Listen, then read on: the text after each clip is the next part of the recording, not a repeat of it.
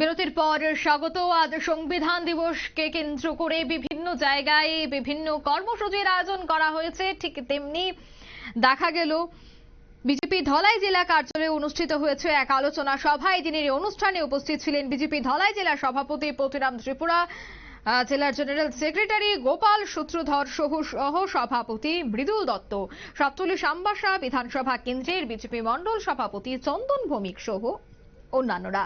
সভার শুরুতেই ভারতের সংবিধান প্রণেতা ডক্টর বি.আর. আম্বেদকরের প্রতিকৃতিতে পুষ্পার্ঘ্য অর্পণ করেন উপস্থিত নেতৃত্বরা। এদিন নেতৃত্বগণ ভারতের সংবিধানের বিভিন্ন বিষয় নিয়ে আলোচনা করেন।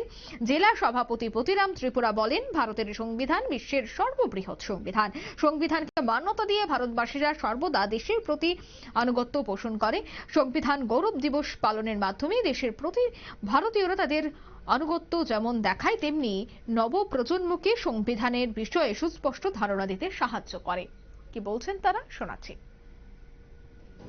এবং 1950 26 জানুয়ারিতে এটা কার্যকারী হয়। তো যেহেতু 1949 26শে নভেম্বর আমাদের দেশের সংবিধান গৃহীত হয়েছে, সেই হিসাবে সংবিধান দিবস হিসাবে সারা দেশে পালিত হচ্ছে।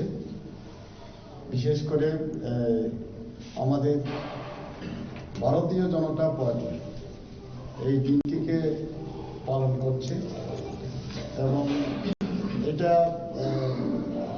ভারতীয় জনতা পার্টির দল ছাড়াও যারা এনজিও আছেন বা